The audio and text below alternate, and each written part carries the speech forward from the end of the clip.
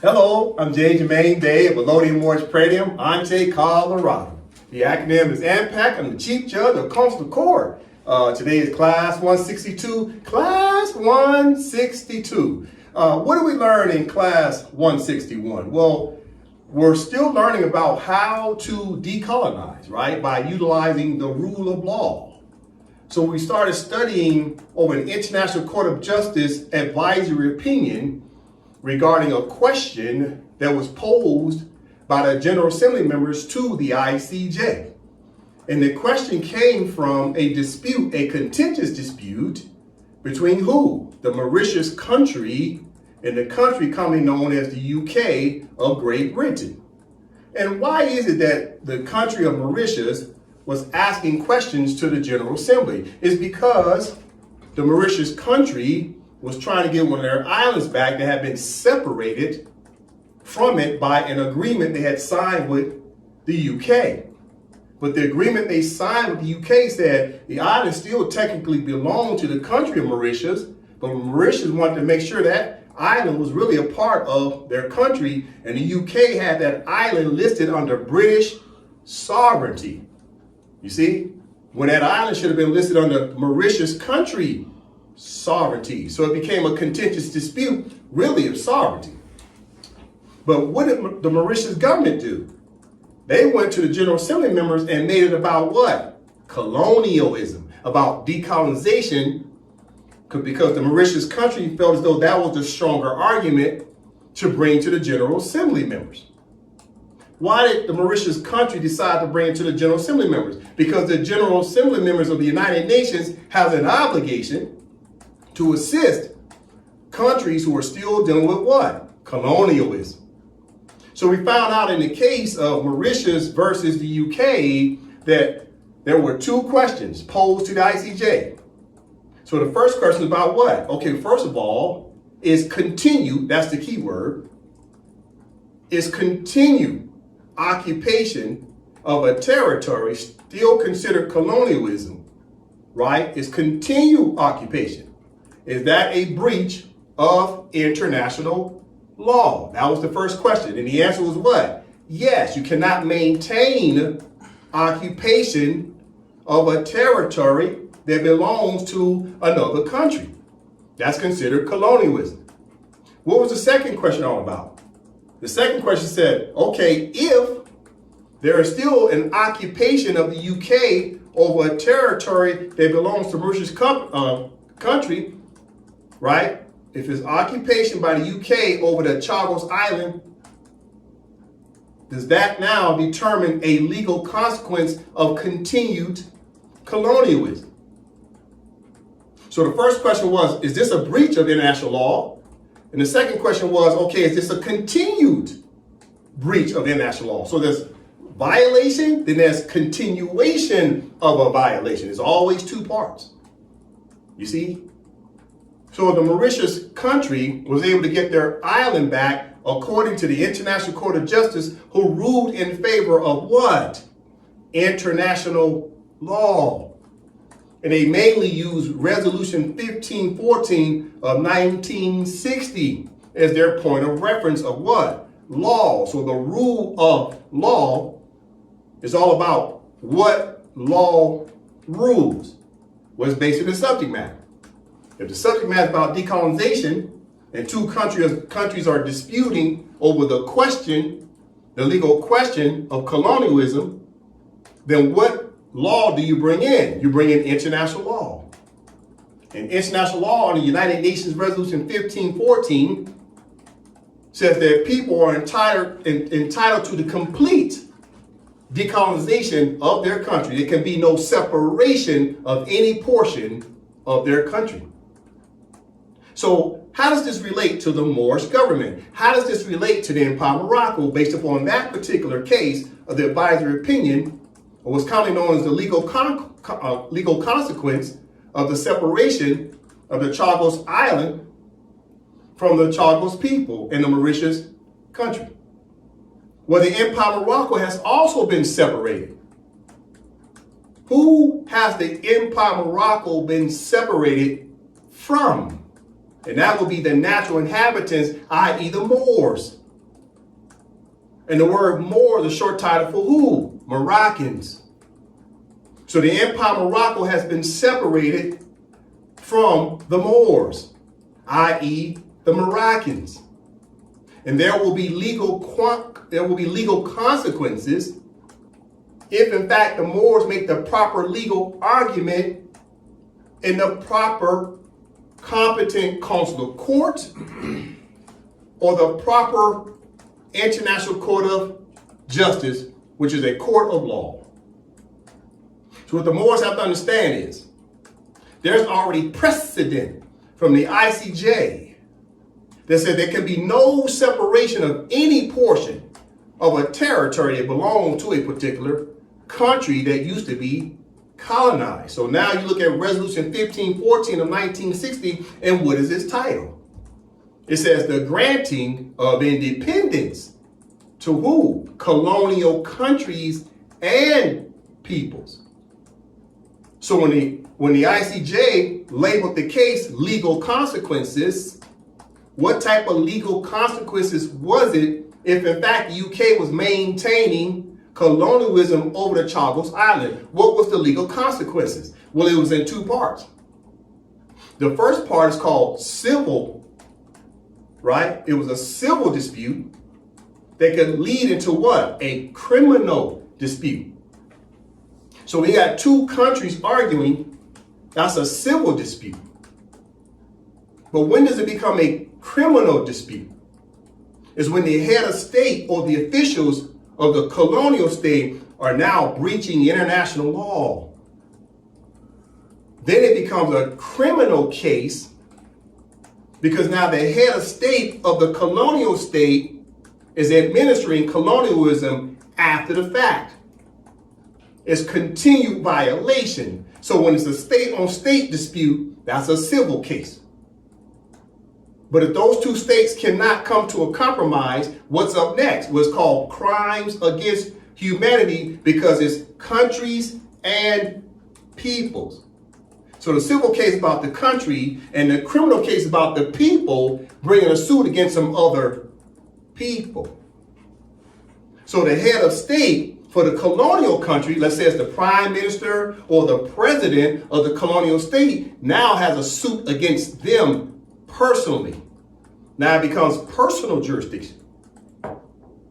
So the court, the competent court, has jurisdiction to pierce the so-called qualified immunities of any head of state on planet Earth who is still violating international law or violating the treaty between two countries. So you must understand the reason why the UK has decided to give back the island of Chagos to the Mauritius country is for two reasons. One, the legal consequence is civil. Now you're looking at what? Fines and penalties. And if they don't get back the island, now you're looking at a criminal case because it's crimes against humanity, because Resolution 1514 is about countries and peoples. And when you violate the people's right, that's a serious crime. That's a crime against humanity, and crime means what? Criminal status. So the UK is giving back Chagos, so they want to avoid the civil dispute, and they also want to avoid what? The criminal dispute. Because the Prime Minister of the UK, he already knows that his qualified immunities will be pierced by who? The International Criminal Court. You see? So this is why heads of states are giving back these territories, because A, they don't want to end up paying fines and fees of the civil case. And on top of that, they're saying to themselves, well, I sit in this office as Prime Minister of UK, I don't want the ICC to bring a case against me personally. Okay, let's talk about the United States of America. If the United States of America, as an example, as a colonial power overseeing the trust territory commonly known as the Empire of Morocco, right? So the United States of America is overseeing a small portion of the Empire of Morocco. when the Moors make the proper legal argument to say that we're enforcing international law as well as our own treaties, if the United States of America tries to maintain colonialism in the Empire of Morocco, geographically speaking, now they're facing what? Legal consequences. But what type of legal consequences are they facing? They're facing civil and criminal consequences. So the Empire of Morocco can bring a suit against the United States of America as a person. So the docket would say what? The Empire of Morocco, the country, which is the person, versus who? United States of America is the second person. That's a civil suit. That would be settled first where? In consular court. So it would be the Empire of Morocco's consular court would settle that dispute first. But if the United States of America is still maintaining colonialism even after the consular court has ruled on the civil case, because it's a legal consequence, then what's up next? The criminal case. So the Empire of Morocco's consular court has subject matter jurisdiction to pierce the so-called qualified immunities of any president or prime minister that's in the jurisdiction of the Empire of Morocco. And so does the International Criminal Court.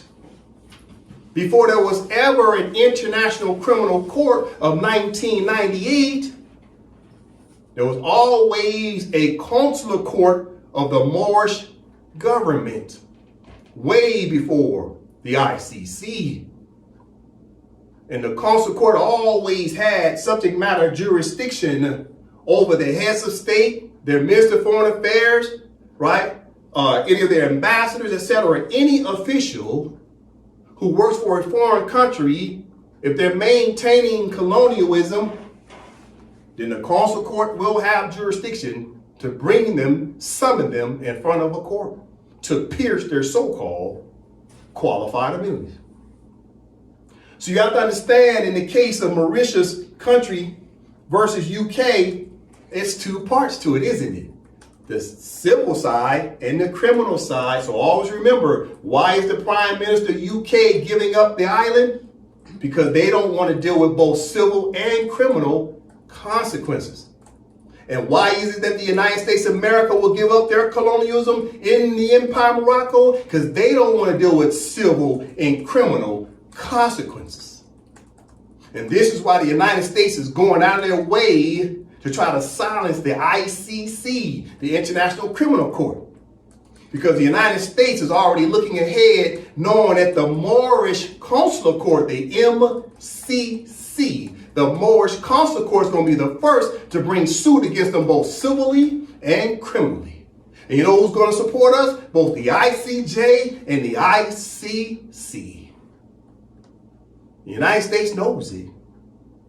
So whoever their president is during the time that the Moors are decolonizing, that president should understand that we will bring both civil and criminal cases, and there will be legal consequences for both the country of the United States of America and its head of state or head of government, if they're trying to maintain an unlawful colonialism status.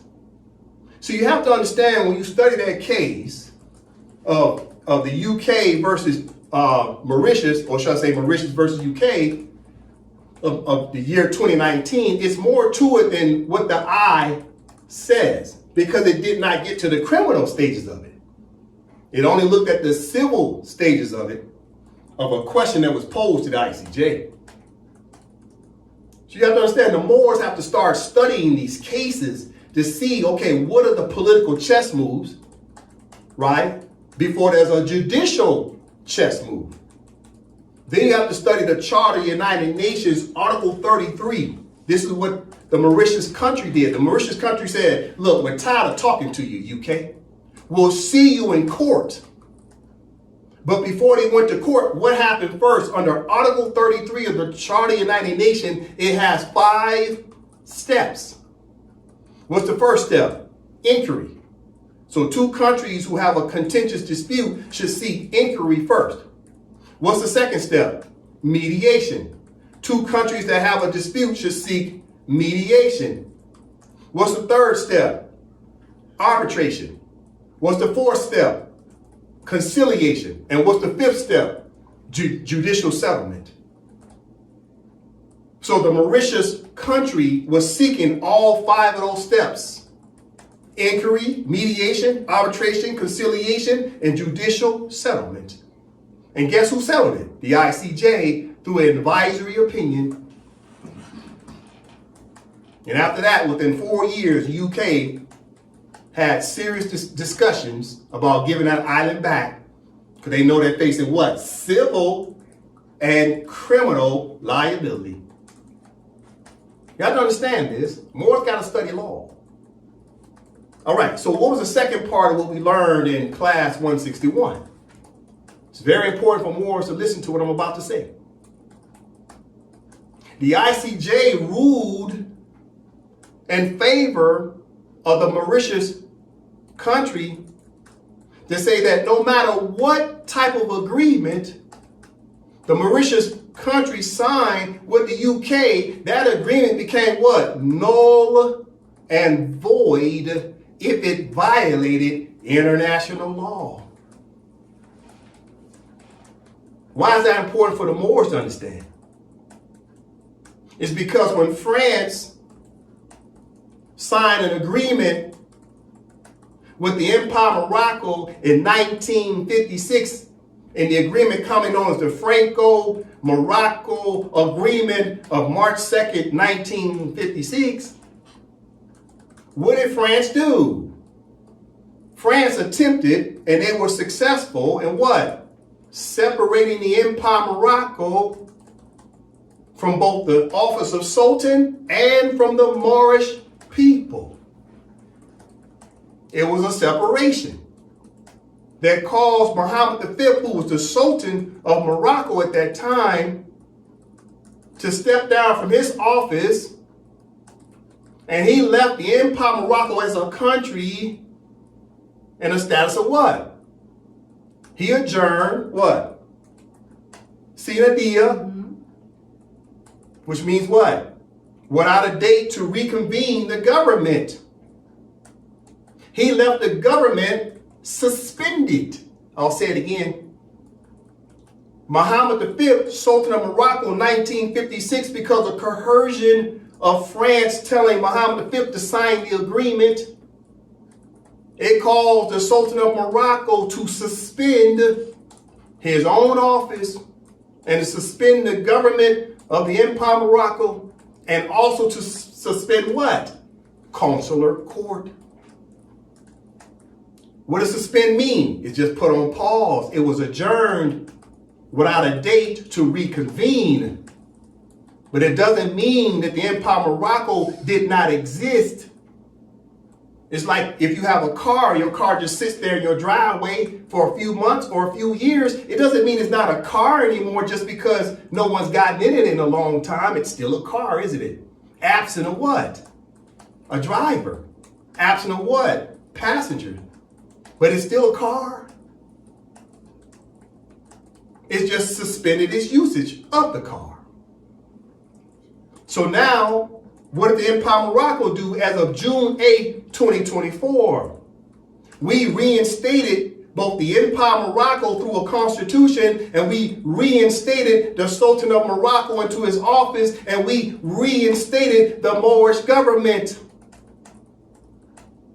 Regarding who? The Moroccan people, because that's our true nationality. So now the Empire of Morocco is no longer in a status of what? It's no longer in a political status of Sine. Sine means what? Without a date to open the government. We opened the government on June 8, 2024. Okay, listen to me. What does that mean next? Now we have to enforce our rights through the Empire of Morocco. The office of Sultan and the Moorish government has to send diplomatic letters to the European states to say the Empire of Morocco's now done what?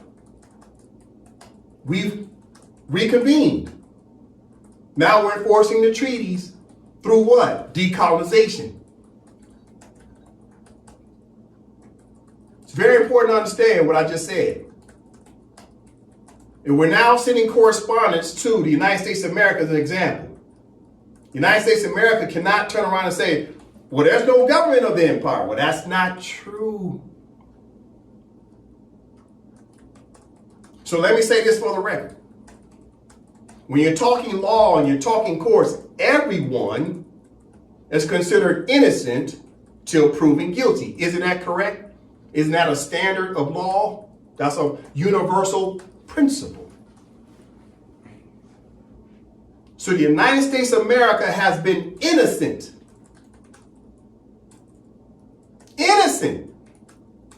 for decades, because we never brought a lawsuit against them as the Empire of Morocco, His Majesty Sultan, and the Moorish government. We never brought a suit to say they were violating or breaching our rights.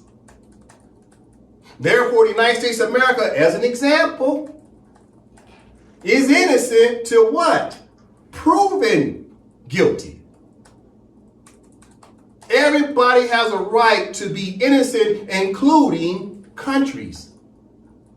And the United States of America, as a country, is innocent until the Empire of Morocco, as a country, brings a suit against the United States of America, because the Empire of Morocco, right? The United States of America on a docket is the obligation of the plaintiff to prove their case. And until the United States of America is on a docket, then they are innocent until proven guilty.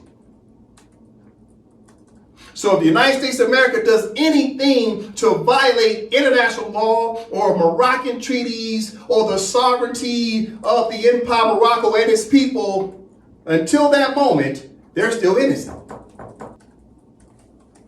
But if allegedly they have breached our rights as Moroccans, we still have to take them to court and they're still innocent. Until what? Proven guilty.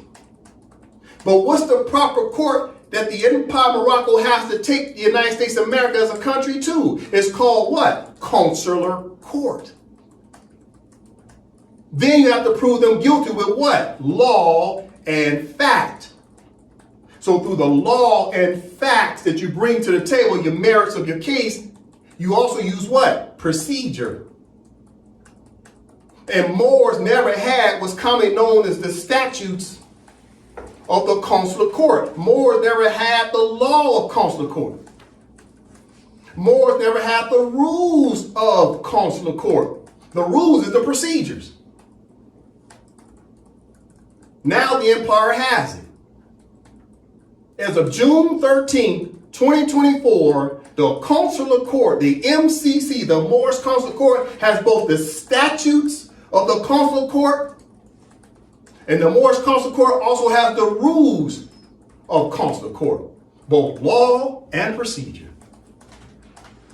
So now when we bring a suit against the United States of America, as an example, we can stand on the statutes of consular court, the rules of consular court. On top of that, what do you bring to the table? The treaties, any Moroccan laws that we have. You bring the merits of the evidence that they're violating treaties. They're violating the integrity of our territory, the Empire of Morocco, as being the sovereign and independent state. We had to do all this through the consular court in order to find them guilty. Until then, they're what? Innocent. And Moors been running around for decades blaming the white man for all their problems, but I have a question for the Moors. When did you ever take them to the consular court? Who take them to the consular court? The Empire of Morocco is the country. Moors never did it. And we still haven't done it to this very day as I stand here in February 2025. But we're well on our way. Right now, the Empire of Morocco, His Majesty Sultan, and the Moorish government is collecting evidence to be able to take to the MCC, the Moorish Consular Court, as what? The plaintiff. And the United States of America, as an example, will be summoned to the Moorish Consular Court of what country? The Empire of Morocco. You gotta understand what's happening. We're building up. This is the purpose of why we needed a constitution for the Empire of Morocco. That way the constitution will recognize both us as a people, it will recognize the country, and it will recognize our offices. That way our offices could perform specific duties to protect the sovereignty of the country. This is what Moors got to understand. The Mauritius country stopped arguing with the UK. They say, you know what, we'll see you in court. And this is what Moors have to learn. You don't argue with the United States of America. You take them to court. But first, you have to check the first principal boxes of Article 33 of the Charter of the United Nations. And it says what? First seek what? Inquiry, then mediation, then arbitration, conciliation, and then what? Judicial settlement. So the Empire of Morocco is preparing those steps. We will seek inquiry when we feel as though our rights are being what? Violated. What rights? The rights of our country, the rights of our treaties, the rights of our people under personal jurisdiction, the right of our country under territorial jurisdiction, the right of our property under NRAM jurisdiction, all things subject matter jurisdiction. So we're building up to bring a huge lawsuit, both civil and criminal, against any colonial country in the Empire of Morocco that's trying to separate any portion of the Empire of Morocco away from the Moroccan people, commonly known as the Moors. All right, let's get to the class. As the Moors know, I always open up the Constitution. The Constitution is paramount. Why? Because it's the Constitution that recognizes you. It recognizes us. It is the will. The will represents what? The past, the present, and the future tense. We understood that about the definition of will. So each small territory, commonly known as an internal state, will have its own internal constitution. But here's the part Moors have to understand.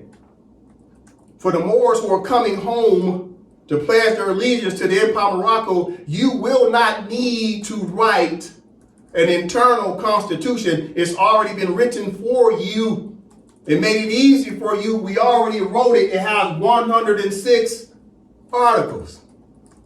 All you have to do is change your name on there. Plug and play. All the internal states of the Empire of Morocco will have the same constitution. Why is that? So we can maintain uniformity and conformity. That way we're not arguing with each other. We all got the same constitution. It says the same thing. Therefore, we already understand what to expect out of each other. It's just like McDonald's. The McDonald's franchisor has franchisees, and all the franchisees have the same contract. And this is why McDonald's is so successful on planet Earth, because they harmonized under one contract. Each location of McDonald's don't have a different franchisee contract with the franchisor. And this is why they dominate. Subways is the most successful franchise on planet Earth for the most part. Subways. Subways has a franchisor and franchisees. And all the franchisees have the same contract. And this is why they're so successful. The Moors have to learn from this. How are we ever going to come together if we all have different contracts and now we're disputing internally because we got different contracts? That will never happen again on planet Earth. Let me tell the Moors something. The reason why the Moors are so separated is because we practice separatism, because we all have a separate constitution of our itty bitty tribes all over the place. The foolishness of everybody thinking they different from everybody. We ain't different from nobody. We're all the same people. The Moors themselves keep saying, ain't number one race, it's the human race. Well, I can't tell. Then why the hell all of y'all got all these different constitutions and charters? Why haven't you come under one constitution? And the reason why you haven't, because you're full of crap. It's your ignorance, your arrogance, and your self-righteousness that keeps you from coming under one contract as one common people.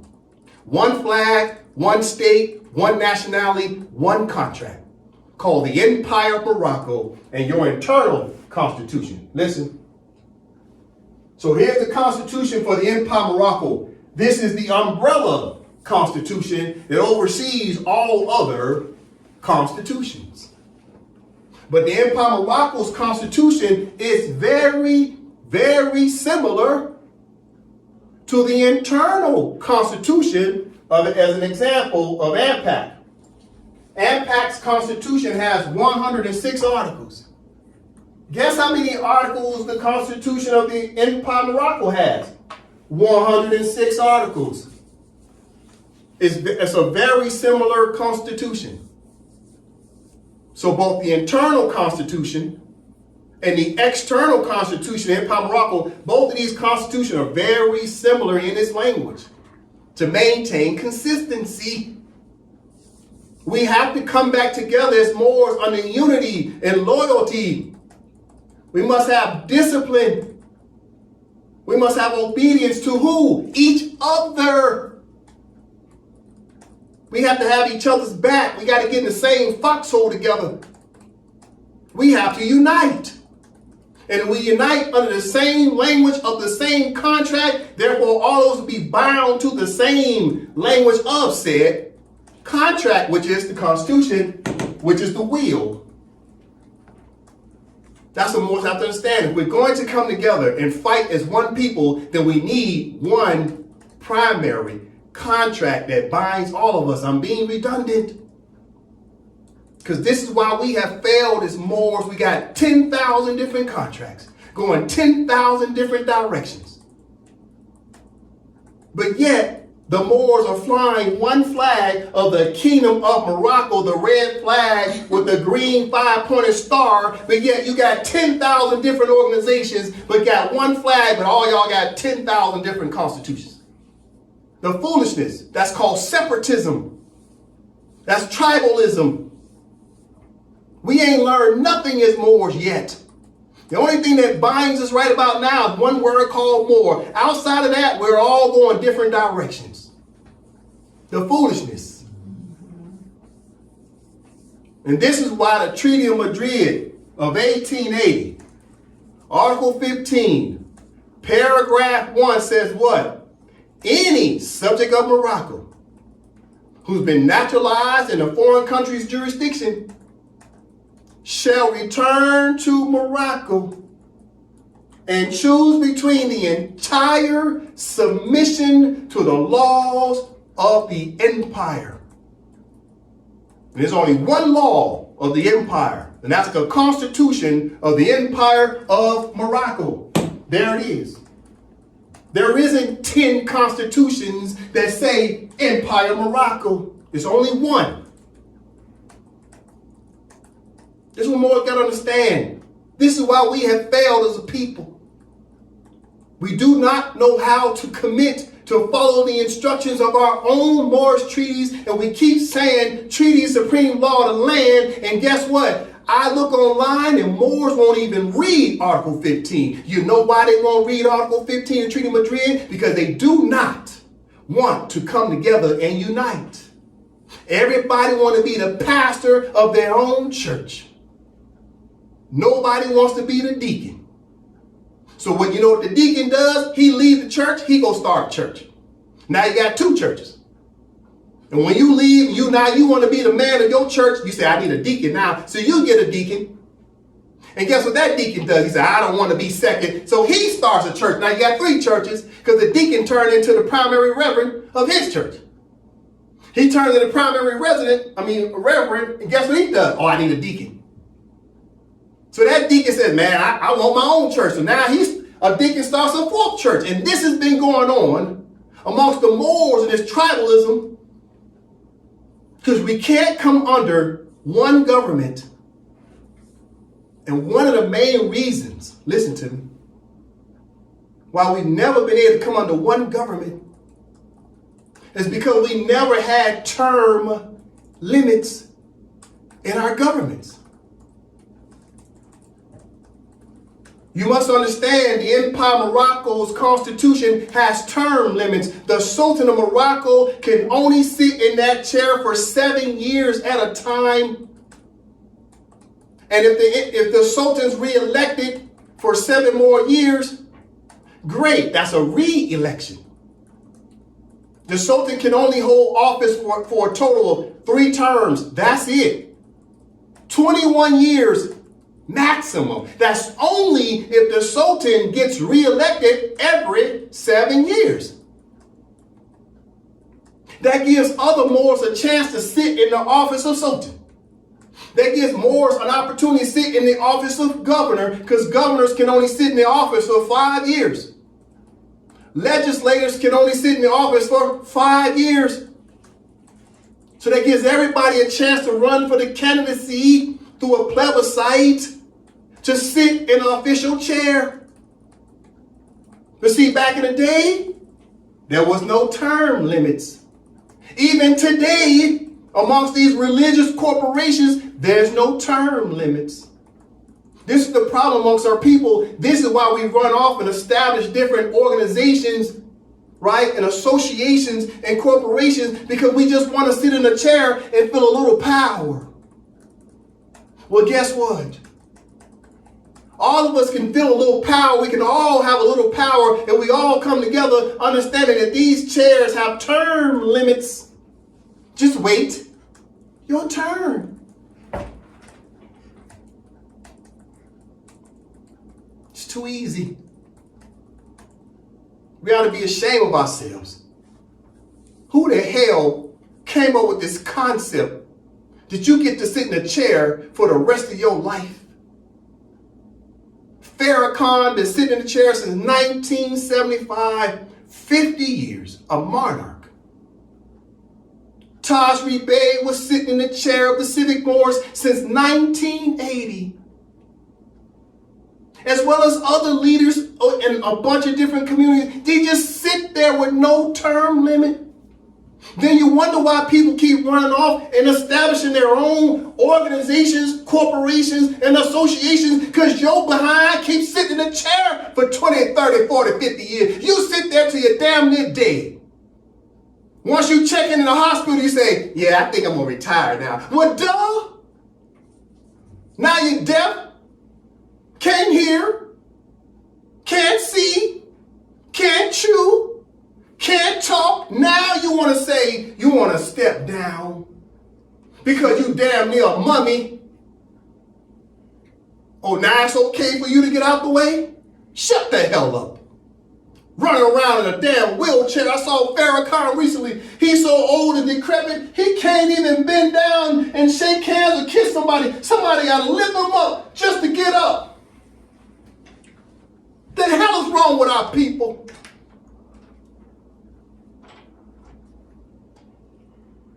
Something's wrong with our people. You got to have term limits. You know what term limits do? It keeps the leaders honest. Because they know their term is coming up. They got to get reelected by who? We the people. Which means they got to do right because they know the clock is ticking. They got to present a resume just to get into the office. Then they got to show a resume of what they've done while they've been in office in order to get reelected to said office. It's checks and balances. That's what term limits do. It creates checks and balances every 5 to 7 years, depending on what office you sit in. You see? Now do you see why the black community has never moved forward? Because their leaders never had term limits, which means they wasn't held to no standards to be reelected or removed from office. This is why we've been screwed all these years, and you don't even realize it. We got to tell the truth. We've been hustled. And we got to blame ourselves as well, because we played a part of our own demise as we, the people, letting all these religious monarchs sit in them chairs for decades until they finally get old or they end up in some scandal. That's the only way they step down. In the meantime, they become multimillionaires. It's sad. Why am I talking about this? Because if we start to move forward, you understand that we start to decolonize. The Europeans will take a look at everything we've done on the record to actually self-govern. To look at we have term limits, that we're serious about holding our officials to the terms and conditions of the Constitution. They see that we're not just trying to do some get-rich scheme. No, this is about self-determination, self-governance of our country. It's about patriotism. This ain't about getting paid. It's about patriotism to our mother, coming back to our biological mother and holding our officials accountable for looking out for her. This has been a problem. We don't know nothing about patriotism to our own biological mother. We don't have love for our own country. We're not countrymen of our own country. We're naturalized Moors all over planet Earth, pledging allegiance to who? Our stepmother, i.e. our foster mothers, all over planet Earth. We don't want to pledge allegiance to our own mother, who is Empire of Morocco, because let's be honest, Negroes don't want to listen to Negroes tell them what to do. That's number one. Moroccans don't want Moroccans to tell them what to do. Our people don't want nobody to tell them what to do.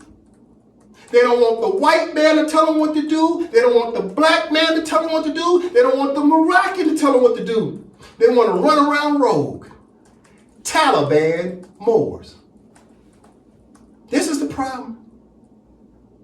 And we use white people as a scapegoat to blame them for our problems. When in reality, we need to take some accountability for ourselves and fix our own damn house. Come home to your mama and start there. Get your act together and pledge your allegiance back to the Empire of Morocco, and then hold the United States of America accountable to the contracts commonly known as your Moorish treaties. Until you do that, you need to shut the hell up blaming anybody but yourself. Have some accountability. As a matter of fact, let's take it to the board first. Today, we will talk about the Empire of Morocco. Right, I'll show a video that His Majesty the Sultan Abdul Al-Kabir did a proclamation of our Declaration of Independence.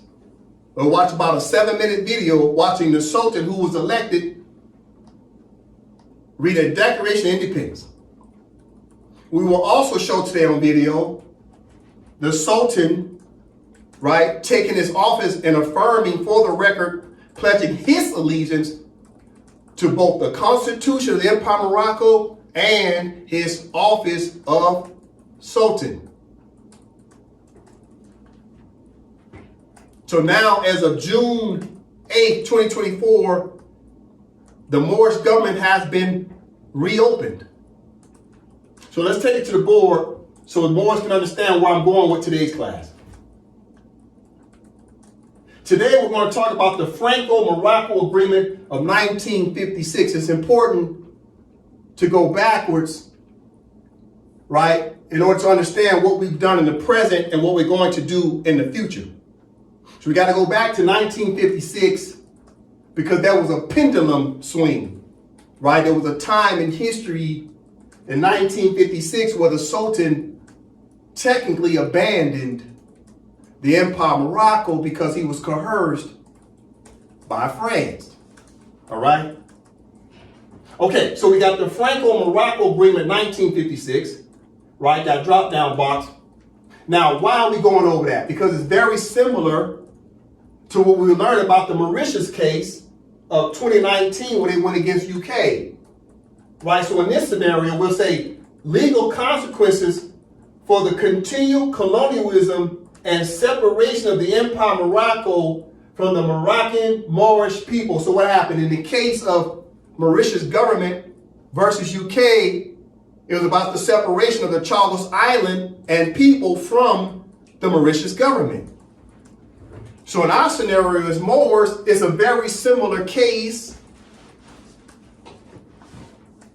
So now, if the United States of America, as an example, tried to maintain colonialism in the Empire of Morocco, it will look a little similar to this. It will say legal consequences for the continued colonialism and separation of the Empire of Morocco from the Moroccan-Moorish people, because that's what the United States of America would attempt to do, is to separate the empire, to say there is no more empire. This is what they'll say. Oh, you know, there's legal consequences to that, United States of America. Under what law? International law and our treaties that are binding on you as well, United States of America. Right? So, another drop-down box. Listen. The Empire of Morocco and His Majesty the Sultan are no longer in a political status of adjournment, sine, as of June 8, 2024, per the free and genuine will of the Moors who returned to Morocco per Article 15 of the Treaty of Madrid of 1880. Now that we've done that as Moors, we followed the instructions of our own treaty. Now we bring a suit against the United States of America because they're maintaining a continued, keyword, continued colonialism in the Empire of Morocco. There shall be what? Legal consequences. Because they're attempting to do what? They're attempting to do what? Separate the Empire of Morocco from the Moroccan-Moorish people. That's a violation. That's a human rights violation commonly known as what? Crimes against humanity. And Moors kept screaming out loud, we need to uplift fallen humanity. Okay, then how do you do that? Stop saying it and tell me the legal argument. What law are you using to prove what you're saying? If you say someone violates your rights because you've been trying to uplift fallen humanity, how do you uplift fallen humanity without being able to put your finger and hands on law and say, here's the law that you're violating, United States of America? The Moors haven't been able to do it. Why? The only person that can enforce the laws are the officials of the Empire of Morocco. That's it. The only people can bring a suit against the United States of America are the Moorish officials of the Empire of Morocco, not the officials of a religious corporation, not the officials of a civic organization, and not the officials of a charter. See, Cannon Bay? The foolishness. So how do we uplift fallen humanity? We bring suit in the name of what? What's the name of the country? When we looked up the word country, United States of America said, well, the country can be found in what? The treaty.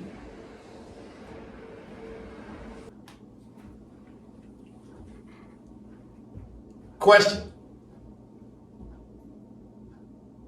Does it say Empire of Morocco in the treaties as a country? Or does it say Moorish Science Temple of America in the treaties? Well, that's a rhetorical question. Now, my next question is, have the Moors taken the time to look at several of your own Moorish treaties? Other than the Treaty of Peace and Friendship, have you taken a look at the Treaty of Madrid of 1880 to see what the name of the party is in the treaty? It will tell you Empire of Morocco.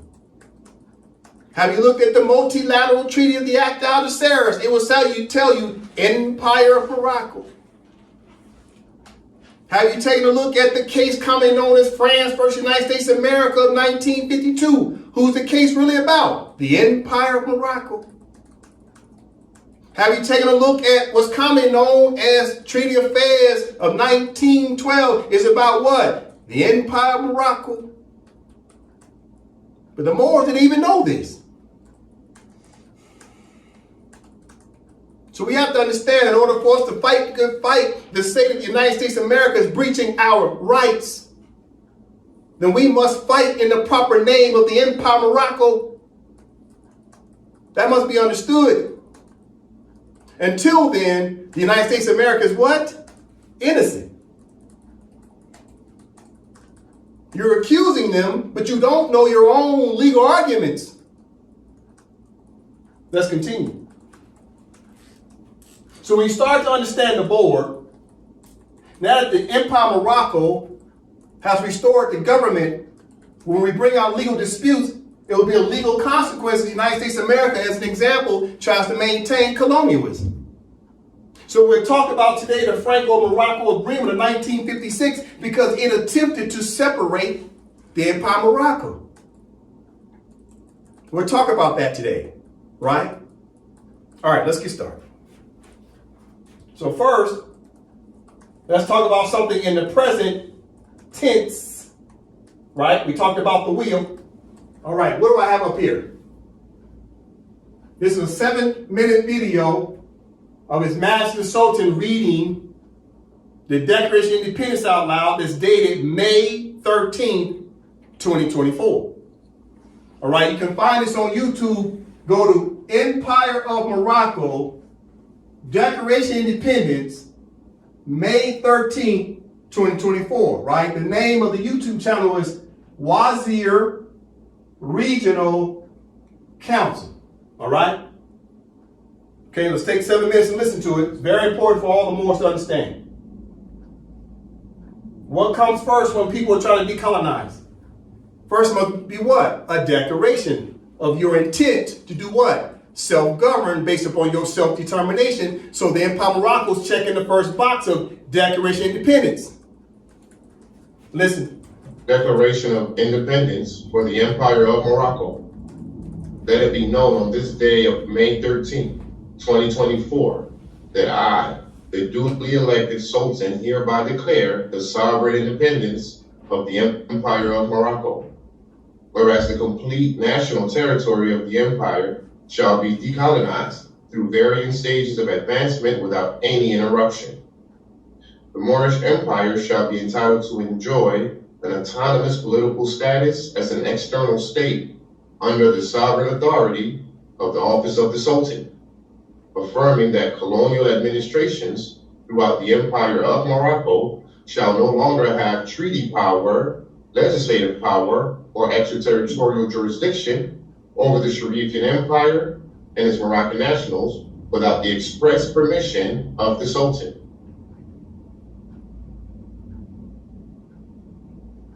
Recalling that the Multilateral Act of Algeciras International Conference of April 7, 1906, recognized and affirmed the power and authority of the Sultan throughout the Empire of Morocco, whereas the signatory powers consented by ratification to the triple principle of the sovereign independence of His Majesty the Sultan, the integrity of his domains, and economic liberty without any inequality. Therefore, the Act of Algeciras shall continue to be the supreme law of the land throughout the Moorish Empire to settle any territorial or sovereign disputes. Moreover, let it be known that any subject of Morocco can renounce their naturalized status from foreign countries and federal governments per Article 15 of the Madrid Convention of July 3rd, 1880. Whereas the Moors have a human right to choose between the entire submission to the laws of the empire by application and acceptance by the Moorish government. The Moorish administration shall adhere to a modern constitution in the ancient land of the Moors. The constitution shall be known as the Empire of Morocco to serve as the organic will of the indigenous Moroccan people. The constitutional powers of the interdependent three branches shall constitute the core principles of the Moroccan nationals in harmony with our institutional act, whereas the Declaration of Independence and the enactment of the express constitution shall preserve our collective sovereignty, integrity, and prosperity through an organized dual society. It is important to note that the last known Sultan of Morocco and the centralized government of the empire were abandoned in 1956 by the French government and Mohammed V by the dissolution of the Treaty of Fez, recalling that Mohammed V became king of a new modern Uti-Pasadades territory to be known as the Kingdom of Morocco in 1956. However, the high contracting party to the various Moorish treaties is the Empire of Morocco, and its legal personality shall preserve its distinct political status as a sovereign independent state. As the Sultan of Morocco, I declare that all other Moroccan territories are inferior to the Sharifian Empire. I further recognize that the naturalized Moors have always been the true heirs and successors to the sovereign administration of Morocco before any foreigners settled in the Moorish Empire. Anything contrary is notwithstanding for centuries of law and history. Furthermore, it is important to also note that the Treaty of Fez set forth certain obligations for the French Republic to assist the Moorish government to be the administrative authority and the judicial power throughout the Sharifian Empire. However, the French government denied the Moors their treaty rights to establish a new regime under the sovereignty of the Sultan per the provisions of the Act of Algeciras of 1906 and the Treaty of Fez of 1912. The French Republic's denial of the Moors' treaty rights has caused the Moors to remain colonized and naturalized by the signatory powers. This cause of inaction has led to the Moors' continued naturalized status under the civil and criminal jurisdiction of self-interested foreign colonists in Morocco. I'm convinced that the Moors are entitled to seek redress for any internationally wrongful acts constituted by colonists and obstructionists. Nevertheless, in closing, let it be known that the Empire of Morocco, the office of Sultan, and the Moorish government shall seek friendly diplomatic relations with all nations of the earth, recalling that the Act of Algeciras of 1906, the Covenant of the League of Nations of 1920, and the Charter of the United Nations of 1945 were all created to establish reforms of peace and security throughout the world. The Empire of Morocco shall play a significant part in resolving problems by means of political reforms, whereas the Act of Algeciras recognizes the legislative power and the adjudicative power of the Moorish government's original jurisdiction in matters of disputes between the states of the Sultan of Morocco. However, any high contracting party that has renounced their signature shall remain bound to Moroccan law and the customs of international law. Whereas I, the Sultan of Morocco, shall reign in the order of chaos that has plagued the Charter of the United Nations members and all other peace-loving nations. I hereby give my unwavering support to assist the Secretary General and the General Assembly in instituting political reforms to prevent disputes and punish bad actors. Whereas the Moorish Consular Court the International Court of Justice and the International Criminal Court shall be respected and protected by the Moorish Empire. The Empire of Morocco shall become a beacon of trust and equal partnership with all nations, both small and large. The Sharifian Empire shall seek immediate diplomatic relations with the colonial administrations, which have assumed the responsibility over trust territories, non-self-governing territories, and naturalized Moors. Lastly, the European states, the Arab states, and the Moorish government must find a way to cohabitate as good neighbors in the Empire of Morocco. Abdul Smith Al-Kabir, His Majesty the Sultan of Morocco, dated May 13, 2024. Thank you. All right. So what did we learn? Well, first of all, this is called due process. This is a procedure that colonized people must declare their independence, right? It's called your intent. What is your intent? Your intent is to be what? Independent. Not to no longer be what? Dependent, i.e. colonized. So we've checked that box, right? The Sultan did an excellent job declaring the independence of both what? The Empire of Morocco as a country, the person, as well as the people who are Moroccans, right? And he's reinstating the government, which is commonly known as the Moorish government, for the Moroccan-Moorish people, because our true nationality is Moroccan. All right, so what's next after that? After you do your Declaration of Independence, what do other countries do? They establish what? A constitution, right? And that's what we did. We established the constitution.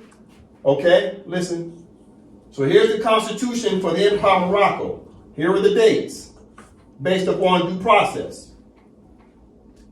So number one, the Empire of Morocco's constitution, the draft, it was drafted on February 1st, 2024.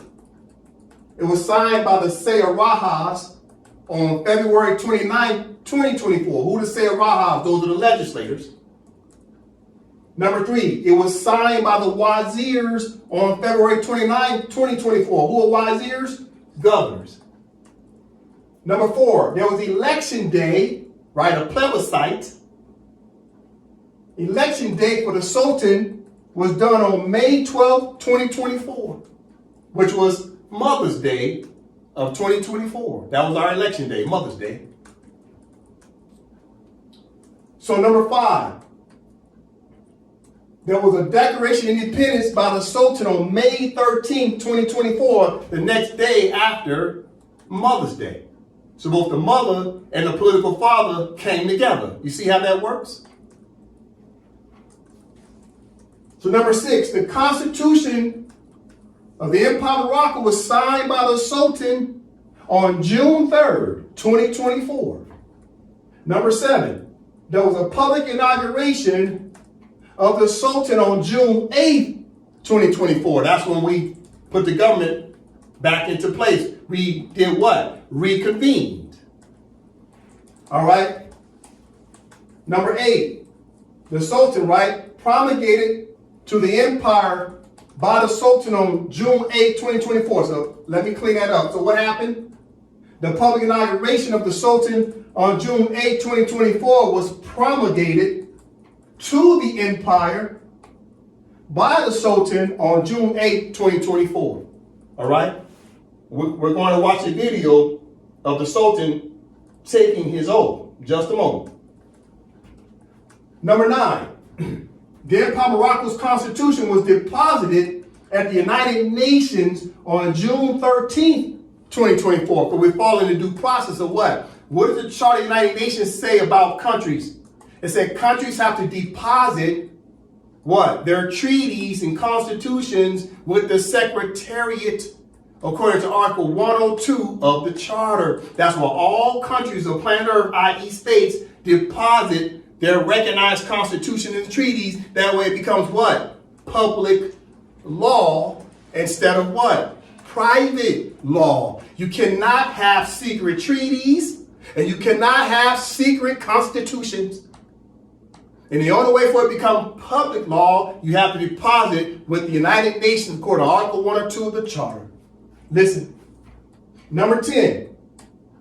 The Empire of Morocco also gave notification to United States of America, France, United Kingdom, Germany, Spain, Portugal, Denmark, Netherlands, Sweden, Austria, Hungary, Italy, Belgium, Russia, His Catholic Majesty of the Holy See, the Kingdom of Morocco, and Canada on June 13, 2024.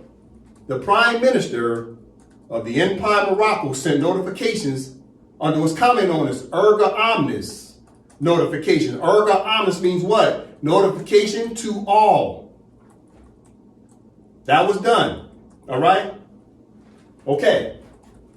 Now, what's next? So what do we have up here now? We're going to watch the Sultan take his oath to the Constitution and his office. Now that he read the Declaration of Independence on May 13, what's next? It's all about what? The Constitution, because the Constitution tells you there's offices you have to sit in.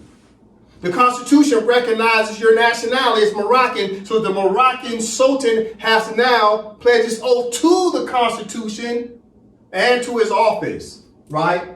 So we're going to watch a couple minutes of that. So you can find this on YouTube. It's called Empire of Morocco, Sultan Inauguration, June 8, 2024. You can find it on the YouTube channel called Wazir Regional Council, okay? All right, let's take a few minutes to watch the Sultan take his office from who? The Chief Judge, Justice J. Bey, which is me.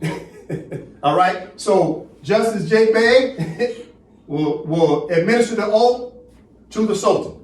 All right, and it was an honor to do so. So you place your left hand on the Constitution and raise your right hand. Repeat after me. I state your name. I, Abdul Smith Al-Kabir, Solemnly affirm solemnly affirm and sincerely declare and sincerely declare that I will faithfully bear true allegiance that I will faithfully bear true allegiance to the Constitution of the Empire of Morocco to the Constitution for the Empire of Morocco and to the office of Sultan. and to the office of Sultan. I pledge to uphold the responsibilities and duties I pledge to uphold the responsibilities and duties of the office of the office and protect the welfare of the people. and protect the welfare of the people. This includes my commitment to This includes my commitment to promoting harmony amongst diverse communities promoting harmony amongst diverse communities by upholding human rights principles and values by upholding human rights principles and values and working towards the progress and prosperity and working towards the progress and prosperity of the empire. I pledge to uphold the fundamental rights I pledge to uphold the fundamental rights and freedoms and freedoms of all of individuals, all individuals, to respect and abide to respect and abide by the principles and norms by the principles and norms of Moroccan law and international law. of Moroccan law and international law. Congratulations, Sultan. Thank you. Ladies and gentlemen, distinguished guests, honorable officers of the Moxon, and beloved nationals of the Moroccan Empire. All right.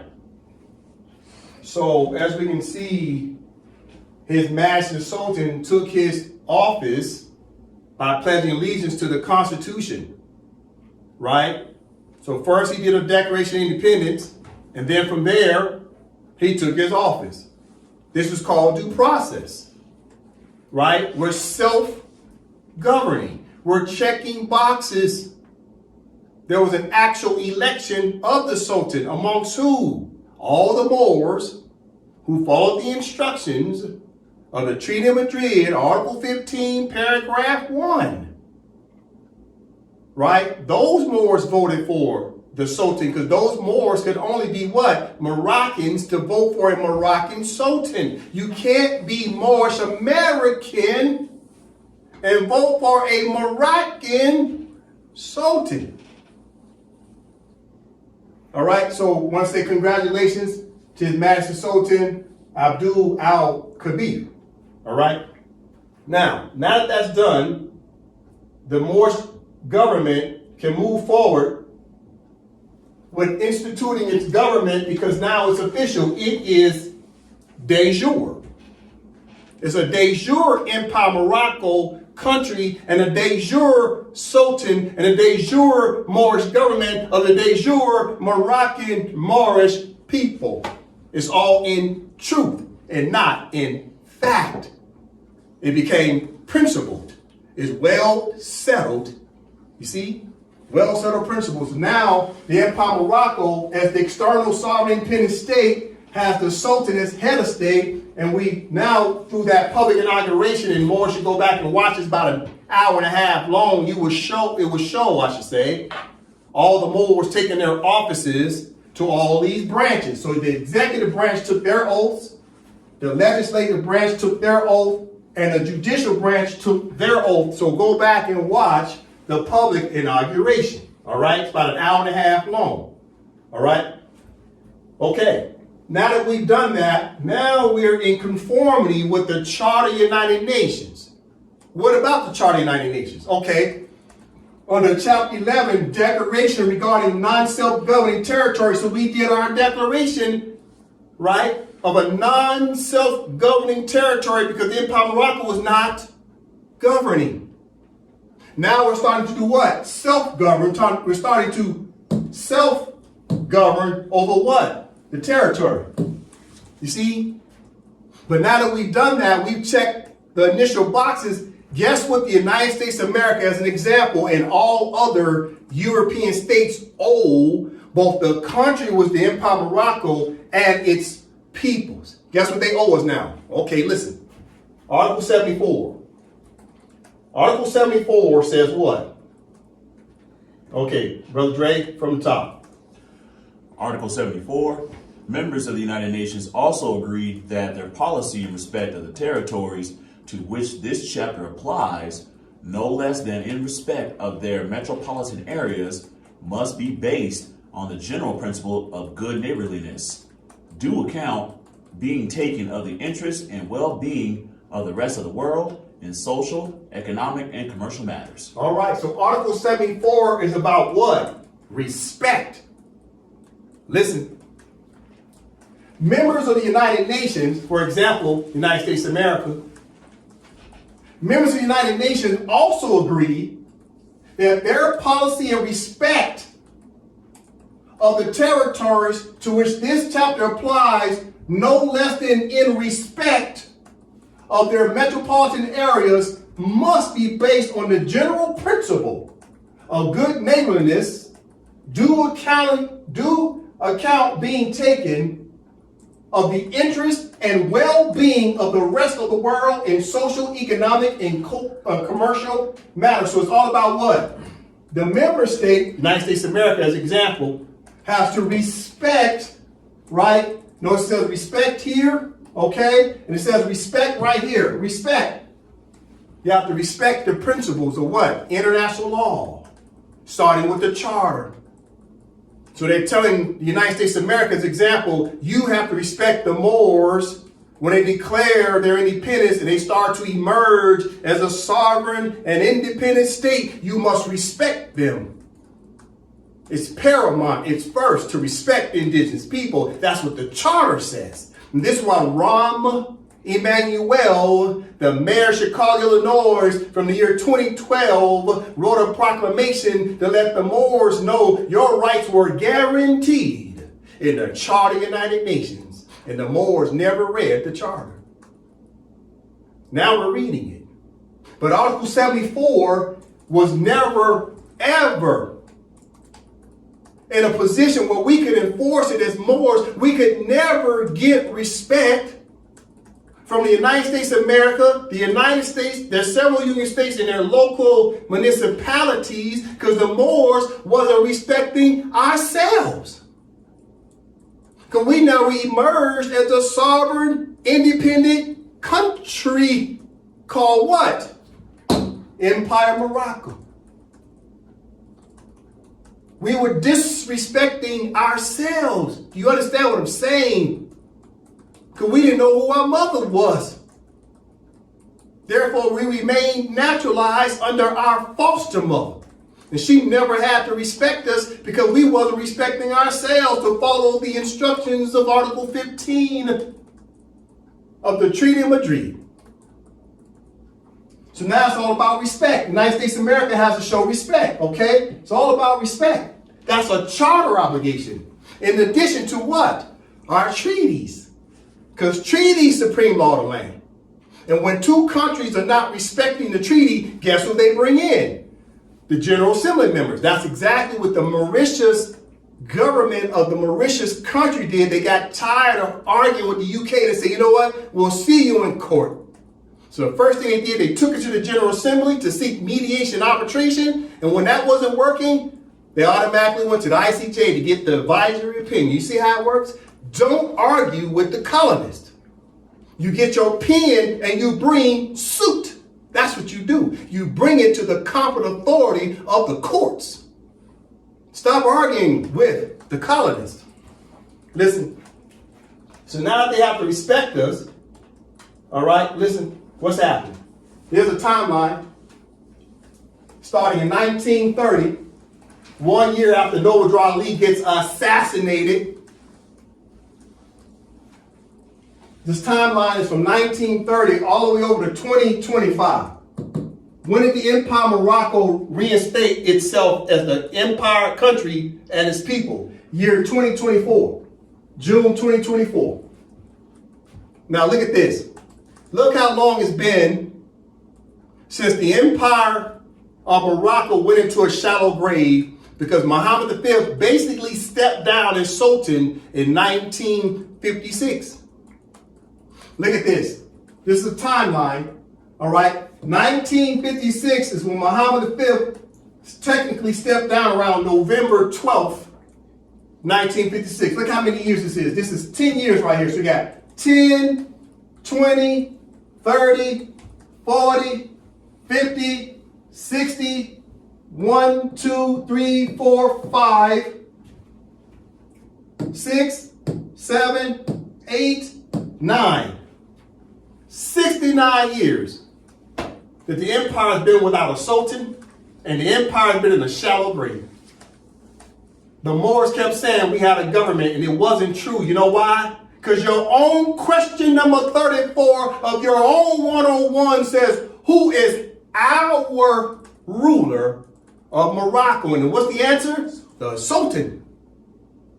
So how the hell you run around here talking about you got 101s and you not even recognizing our ruler, which is the Sultan? Well, one of the reasons why is because there hadn't been a Sultan since when? 1956. But you know who's been running the show? Grand Sheiks. That's why they didn't want to talk about the Sultan, too busy collecting cash out. Now, so for 69 years, we didn't have a sultan, which means we didn't have a government, which means the Empire of Morocco was in a shallow grave. Therefore, we couldn't get no what? Respect. Now we got to get respect because we reinstated the Empire of Morocco, the sultan, and the government. You see? This is shameful. 1956. Look how many years that is. We've been wasting a lot of time as Moors. The Moors don't know the difference between motion and progress.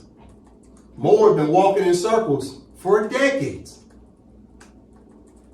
Listen, all right, let's get into a deeper conversation, even deeper. Because now we have to look at the past in order to understand the present. Because when we understand the present, you can measure where you want to go in the future. Okay?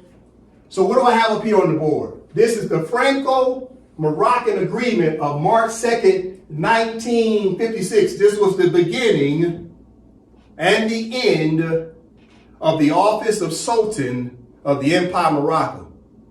Beginning and the end. Why I say the beginning? Because France had colonized and taken the power away from the Sultan. France was acting like a de facto Sultan. All right? So France turned around and gave the power of Sultan back to Muhammad V, only for a little small, short window of time.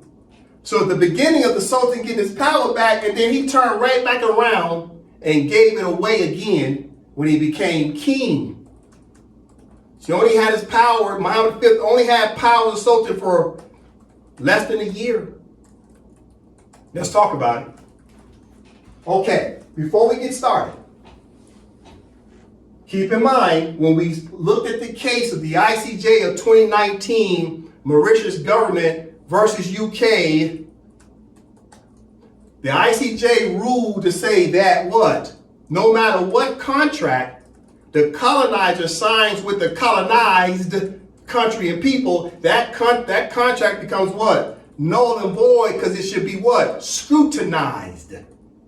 President Judge Yusuf said the contract should be scrutinized. Why should it be scrutinized? Because you can't trust colonists who are in a position of authority over colonized people to sign a contract with colonized people as if the colonized people are not going to just accept the contract because they just want their independence. So they're being coerced to just sign off on just about anything. So the courts, especially consular court, and the ICJ and the ICC will scrutinize any agreements such as this agreement of 1956. It will become null and void once it's scrutinized. Listen. All right. Brother Dre, from the top. Documentary background on the Franco-Moroccan agreements of March 2nd, 1956. On March 2nd, 1956, at the close of the Franco-Moroccan negotiations, which had opened in Paris on February 15th, a joint declaration solemnly recognizing the independence of Morocco was signed by the delegations of both countries.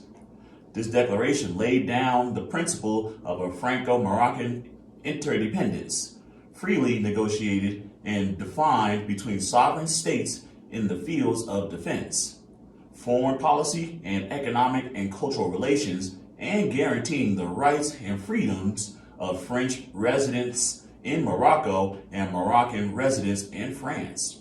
An annex protocol to the joint declaration defines the situation of the Moroccan government and its new relations with France during the transitional period when the modalities of interdependence between the two countries are to be negotiated. Pause. Okay, so before we continue reading, you see what's going on. So first of all, recognize it says Franco-Moroccan agreement.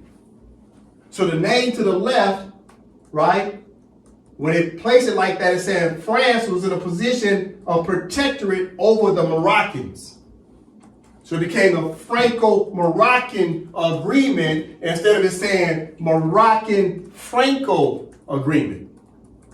Because the Empire of Morocco was in a protectorate, France had signed the Treaty of Fez of 1912 because the Sultan of Morocco at that time allowed France to put the Empire of Morocco in a protectorate status in order to help the Sultan to bring the Empire of Morocco up to a what? Kind of a modern status. To reign in the order to start to collect the taxes, etc. from the European powers, according to the Act Algeciras of 1906 in its 123 articles. All right? Okay, listen. So as you can see, it says both the Empire of Morocco are sovereign states. You see how France recognizes Morocco as a sovereign state. It always has been, always will be. Now keep in mind, when you hear them talk about Moroccan or you hear them talk about Morocco, they're talking about the empire, not the kingdom. The empire and not the kingdom. Listen, continue. The French Parliament will be called upon to ratify simultaneously the agreements resulting from the joint declaration of March 2nd and the new conventions of interdependence between the two countries, which will provide for the formal abrogation of the Protectorate Treaty, the Treaty of Fez 1912. Official text, joint declaration. The government of the French Republic and His Majesty Mohammed V, Sultan of Morocco, hereby solemnly state their determination to make fully operative the Declaration of La Celle St. Cloud of November 6, 1955. They note that in view of Morocco's advance along the road to progress, the Treaty of Fez of March 30, 1912 is no longer consistent with the requirements of modern life and can no longer govern Franco-Moroccan relations. All right, so they're in the process of dissolving the bilateral Treaty of Fez of 1912 between what? The Empire of Morocco and the French Republic. All right, continue. Consequently, the government of the French Republic hereby solemnly confirms its recognition of the independence of Morocco, which implies in particular the right to a diplomacy and an army, as well as its determination to respect and to see to it that others respect the integrity of Moroccan territory as guaranteed by international treaties. The government of the French Republic and His Majesty Mohammed V, Sultan of Morocco, hereby declare that the purpose of the negotiations which have just opened in Paris between Morocco and France, as equal and sovereign states, is to conclude new agreements which will define the interdependence of the two countries in the fields where they have common interests, will thus organize their cooperation on a basis of liberty and equality, especially in matters of defense, foreign relations, economy and culture, and will guarantee the rights and liberties of French persons settled in Morocco and of Moroccans settled in France, with due respect for the sovereignty of the two states. Pause. All right. So let's go back and break down what we read thus far. You got to really pay attention to what's happening here. I'll give you a quick brief. So France is preparing for the Sultan of Morocco, Mohammed V, to transition from being a sultan to becoming the king of the Kingdom of Morocco. So France is telling the Sultan, I want you to be on the same equal status as France. What does that mean? See, the Republic of France as a country knew that the Empire of Morocco had the sovereign position and France was down here. So France says, you know what? Let's create a status where France and Morocco are equivalent countries. And the only way France could get away with that is by creating what? France went here and said, Sultan, now you'll be king of the Kingdom of Morocco, and these two countries can be equivalent because the Empire of Morocco can never, ever be equivalent with European countries because all the European countries recognize the Sultan and Empire of Morocco as being what? The superior sovereign. So France wasn't going to give back the pen to Mohammed V to allow Mohammed V to be Sultan to have jurisdiction over France again. But France knew they could not dissolve the Empire of Morocco. And France knew they could not dissolve the office of Sultan. So the next best thing is to do what? Get the Sultan to relinquish his own chair and for him to establish a brand new state on planet Earth called the Kingdom of Morocco, which then was on equal footing with France. You see? You got to see the scheme that's going on here. It's a political scheme. Okay, so from the top. Consequently, the government of the French Republic hereby solemnly confirms its recognition of the independence of Morocco. So France had the Empire of Morocco basically in a colonial status, but protectorate really doesn't technically mean colonize, it just means protected. But France is saying we're going to recognize the Empire of Morocco is now what? Free. It's independent. You got to hear what I'm saying? So France has already said the Empire of Morocco is free from the Treaty of Fez of 1912. And the office of Sultan was free. So everybody was freed from France. The Empire of Morocco is a country, the office of Sultan, and the people were all freed from France. Listen, consequently, the government of the French Republic hereby solemnly confirms its recognition of the independence of Morocco. And instead of them saying they recognize the independence of Morocco, they should have said, we relinquish our colonial rule.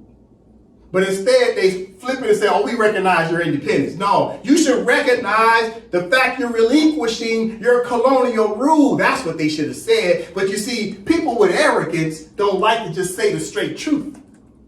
You see, that's arrogance talk. What do you mean you recognize the independence of Morocco? Morocco was already independent. You colonized it. Listen.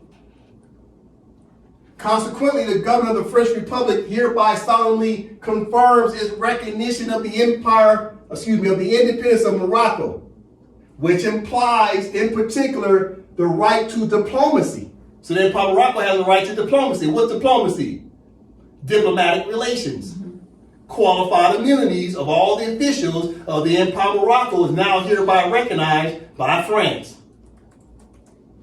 It's also, they recognize the army, as well as its determination to respect. You see that? France says, as well as we recognize, right, determination to respect. You see that? Didn't we just read that in Article 74 of the Charter of the United Nations? That's why France is using this specific terminology, because respect means you're respecting what? Not only the sovereignty of the country, but you're also respecting the treaties, the treaty relations. Listen. And to see that others respect, you see that? So it's all about respect, right? It's also about what? What did France say they're going to make sure happens? That what? Other countries see to it that others respect. Who's the others? The other 12 signatory powers to the Moorish treaties. You see? Those are the others. Right? So France is making sure respect is happening. It's all about what? France is going to do what? Respect what? The integrity of Moroccan territory. You see that?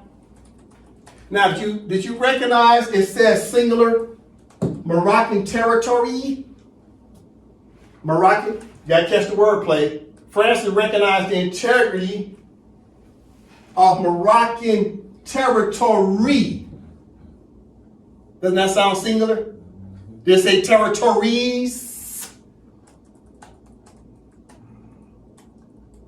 It said France is going to maintain the integrity of Moroccan territory because they're talking what? Kingdom of Morocco, because they're about to create a new territory called the Kingdom of Morocco. Now, time out. Let's go to the Treaty of Fez of 1912 and see what it said. Okay, listen, what it said about territory. Listen, there's the Treaty of Fez, March 30, 1912. Okay, we're going to come down, and what it say that within the Moroccan territory, right, says, okay, the French government may see fit to introduce within the Moroccan territory singular, but listen, so the Treaty of Fez is all about the Moroccan territories, plural, right? But what was it all about? It's about what? The empire, right? Listen, the empire in itself is a territory, but it encompasses what? Territories. But if you create a kingdom of Morocco, that's one territory within a greater empire. So now that they're creating the kingdom of Morocco, that's one small territory within the greater empire. But the empire itself was one country. Listen to me. The empire was one country, therefore it was one territory under one country name called the empire. So now they're making a distinction between Kingdom of Morocco being a territory, right, small territory, and the Empire of Morocco being a territory, which is a vast territory. You got to understand what's happening here. Listen. Now listen to what France says next. It's very important for the Moors to understand. So it says right here, so France is going to maintain the integrity of Moroccan territory, listen, as guaranteed by international treaties, plural. So how is France guaranteeing the fact that Morocco deserves respect? And so all you have to do is go back and look at what? The guaranteed treaties. Guaranteed treaties. All right, listen to it again. It's all about guaranteed by international treaties. Now, what else was an international treaty? The Charter of the United Nations, which was chapter 11, which is Article 73 and 74, and Article 74 talked about respect. So France has recognized guaranteed treaties. So why don't the Moors know about their guaranteed treaties? Listen, the government of the French Republic, and listen, and His Majesty Mohammed V, Sultan of Morocco. So when they're writing this in March 1956, what was Mohammed V's status? He was still what? Sultan. But France is relinquishing jurisdiction over the Empire of Morocco and giving it back to who? Mohammed V, so he can have his pen back. Okay, so if France gave Mohammed V, who was Sultan in 1956, his pen back, then why did Mohammed V turn around and call himself king? Why did he turn around and call his territory Kingdom of Morocco if in fact France gave him back the pen to be Sultan? It's because France was not giving him back the pen to be Sultan. He called him Sultan briefly because Mohammed V became what? A lamed up Sultan during the transition to him becoming king, because France did not want Mohammed V to get the pen back because they knew, who knew? France knew that Mohammed V got that pen back as Sultan. Chances are Mohammed V was going to have the president of France extradited to the island of Madagascar. Because remember now, the French government, right, exiled Mohammed V in 1953 and put Mohammed V on the island of Madagascar. So France wasn't about to give the pen back to Mohammed V, so Mohammed V to turn around and retaliate. You see? He said, no, you're going to be king, that way you can't retaliate. You see what I'm saying? You got to see what's happening here. Okay. So the government of the French Republic and His Majesty Mohammed V, Sultan of Morocco. Now let's pause right here. According to the Treaty of Fez, how was it established? How was the Treaty of Fez established? Listen, it's important for more to understand. In Article 1, the parties must be known in every contract. So in Article 1, France says the government of the French Republic and the government of His Sharif and Majesty desirous of inaugurating a regular regime in Morocco based upon the internal order and general security, which will make it possible to introduce reforms and to ensure the economic development of the country, have agreed upon the following. So the Empire of Morocco was a country, always has been, always will be. But listen, I'm about to make my point. So why is it that France is now talking about a sultan if in fact the Sultan Mohammed V is about to become king? Okay, listen. Article 1. The government of the French Republic and His Majesty the Sultan, listen, have agreed to establish in Morocco a new regime. Now we'll go back to the Franco agreement. So who did France have to terminate the Treaty of Fez with? They got into the contract with the Sultan. They got to get out of the contract by signing it with a Sultan. You see? So this is why they're going out of their way to make sure they keep saying the government of the French Republic and His Majesty Mohammed V, the Sultan of Morocco. So they're going back to the original contract of 1912 because they're dissolving it between what party names? French Republic, Empire of Morocco. But the Empire of Morocco had a sultan, so the only way to dissolve the treaty, you got to go back to the table to the original parties again. If France would have came to the table and say, we're dissolving the treaty of Fez with the king of the Kingdom of Morocco, then that would have been what?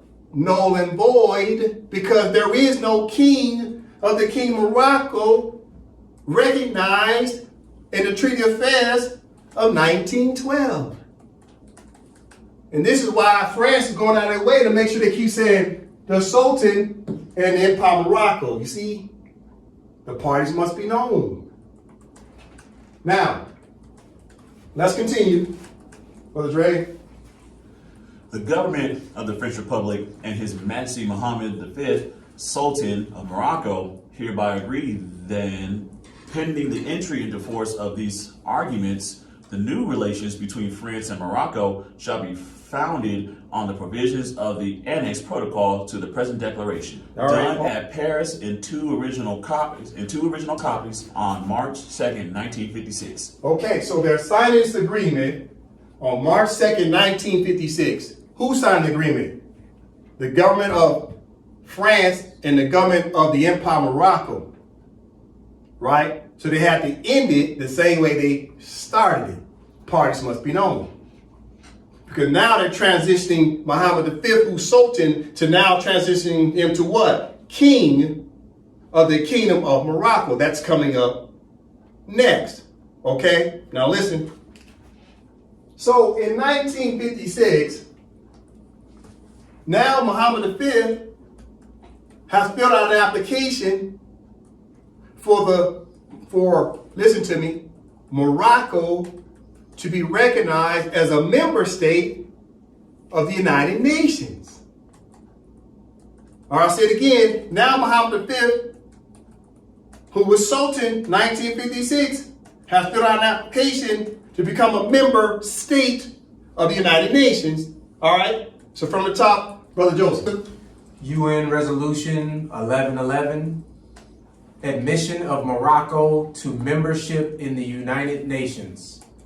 The General Assembly, having received the recommendation of the Security Council of 26 July 1956 that Morocco should be admitted to membership in the United Nations, having considered the application for membership of Morocco, decides to admit Morocco to membership in the United Nations.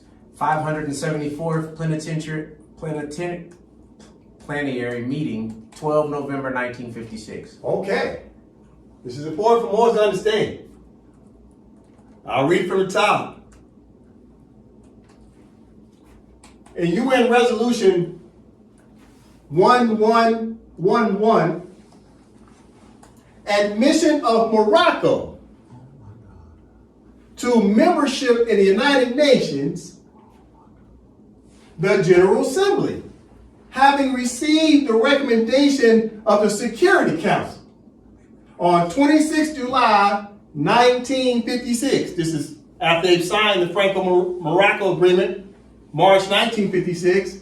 Now all of a sudden now that Morocco's motioning for, they want to become a member state. But at the time it's what? Empire of Morocco. So 26 July 1956, that Morocco should be admitted to membership in the United Nations. Having considered the application for membership of Morocco, decides to admit Morocco to membership in the United Nations. What date? 12 November 1956. That's an important date. So on 12 November 1956, wasn't it still the Empire of Morocco? Yes. All this is happening in 1956. But it's a conspiracy happening. Why? Because they knew that Mohammed V was going to step down from being Sultan of the Empire of Morocco. And they knew that he could not be Sultan of the Empire of Morocco. He's going to be king of the kingdom of Morocco. This was all in the plans, in the works. So let's listen, watch what happens next. Now keep in mind, the General Assembly accepted Morocco, which was the empire, on 12 November 1956. So the Empire of Morocco was a member state, 1956. But time out. The Empire of Morocco can't be a regular member of the United Nations. You know why? Because the definition of the Empire of Morocco says what? What's the definition of empire, Nova? Empire, a noun, an extensive group of states or countries under a single supreme authority, an emperor or empress. Pause. So the country of the Empire of Morocco is the supreme authority. And the Sultan is also the supreme authority over what? It says an extensive group of states or countries under a single supreme authority, which is the Empire of Morocco and His Majesty the Sultan. So how could the Empire of Morocco become a member state in 1956 if in fact the Empire of Morocco is the sovereign and everybody else is under the empire? The Security Council members are part of the 12 signatory powers of the Act Out of Service. So when they say, having received the recommendation of the Security Council, the Security Council is the United States of America, Great Britain, France, right?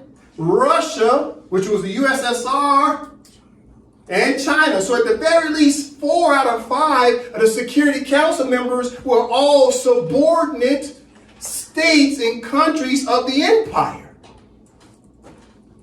So the empire couldn't become a regular member because the empire can't be subjugated underneath its own subjects. A father, right? I'll give you an example. A father would never come underneath his own son.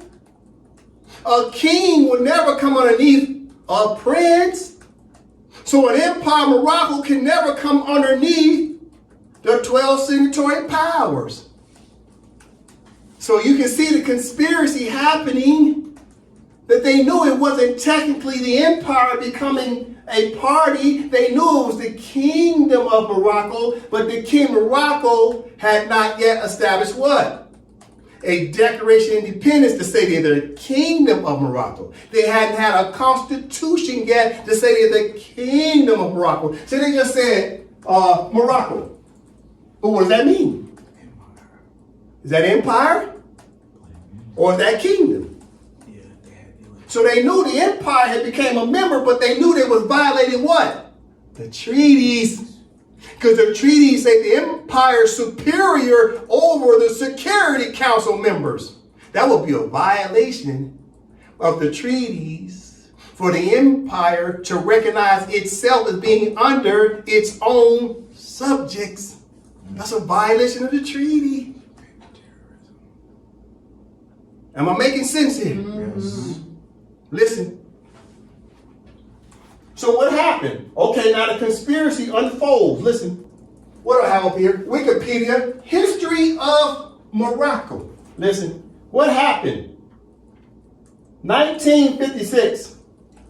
Let's see what Wikipedia says as a brief. Now notice, I already have the bottom highlighted, 1957. Look, 11 August 1957, something happened. We're about to find out. Okay, listen. We're talking independence of Morocco. Really? Independence of Morocco? Which Morocco? Empire of Morocco or the Kingdom of Morocco? Right? Okay. From the top, Brother Dre. Independent Morocco since 1956. In late 1955, in the middle of what came to be known as the Revolution of the King and the People, Sultan Mohammed V successfully negotiated the gradual restoration of Moroccan independence within a framework of French-Moroccan interdependence. the Sultan agreed to institute reforms that would transform Morocco into a constitutional monarchy with a democratic form of government.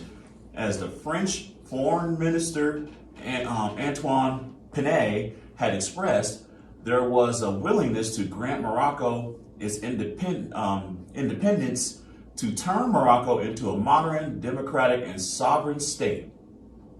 In February 1956, Morocco acquired limited home rule. Further negotiations for full independence culminated in the French-Moroccan agreement signed in Paris on 22 March 1956. On 7 April 1956, France officially relinquished its protectorate in Morocco. The internationalized city of Tangier was reintegrated with the signing of the Tangier Protocol on 29 October 1956. The abolition of the Spanish protectorate and the recognition of Moroccan independence by Spain were negotiated separately and made final in the joint declaration of April 1956. Through this agreement with Spain in 1956 and another in 1958, Moroccan control over certain Spanish-ruled areas was restored. Attempts to claim other Spanish possessions through military action were less successful. In the months that followed independence, Mohammed V proceeded to build a modern governmental structure under a constitutional monarchy in which the Sultan would exercise an active political role. He acted cautiously, intent on preventing the Istiqlal from consolidating its control and establishing a one-party state. He assumed the monarchy on 11 August 1957, and from that date, the country officially became known as the Kingdom of Morocco. Pause. So, Muhammad V was Sultan, and then officially he became king when Muhammad V, he assumed the monarchy on 11 August 1957, right? And from that date, listen, the country officially became known as the Kingdom of Morocco. Officially. But see, they already knew that it was supposed to become the Kingdom of Morocco. That's what they was recognizing as independent. They were recognizing the Kingdom of Morocco. A new country on planet Earth is being independent. You got to remember now, the Empire of Morocco was recognizing the other European countries first, such as the United States of America got recognized by Sidi Muhammad on December 20th, 1777. The sultans always recognized everybody else first. Europeans don't recognize sultans. Sultans recognize Europeans. So when the France as a European country was recognizing Morocco's independence, what were they recognizing? They were recognizing a king because they knew they could not recognize a sultan because sultans recognize everybody else. You see? So the official part officially became known as the Kingdom of Morocco. So when you take a look now at what the United Nations did, so it says right here, UN Resolution 1111, admission of Morocco to membership in the United Nations, the General Assembly, having received the recommendation of the Security Council, and the Security Council made up of who? Countries that came under the Empire of Morocco's jurisdiction.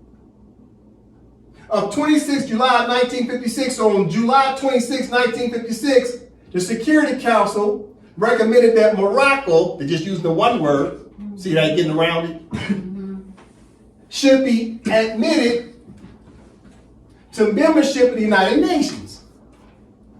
Having considered the application for membership of Morocco, decides to admit Morocco to membership in the United Nations on 12 November 1956. So what did they do?